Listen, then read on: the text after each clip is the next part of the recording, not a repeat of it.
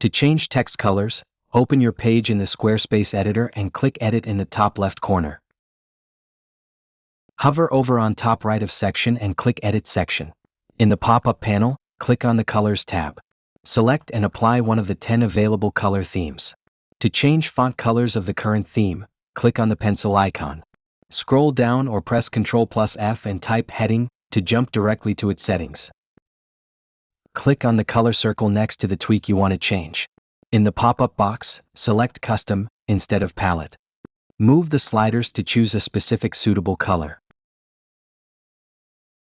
Alternatively, from the drop-down menu on the bottom left of the box, select Hex instead of RGB or HSL. Paste your desired hex code into the input slot. To apply color, click the mouse on empty space at top of Settings. Click Save in the top left corner when finished. Before we conclude the video tutorial, take a look at our custom theme. Get professional WCAG-Passed Squarespace colors for every block, completely free on our website. Link in the description.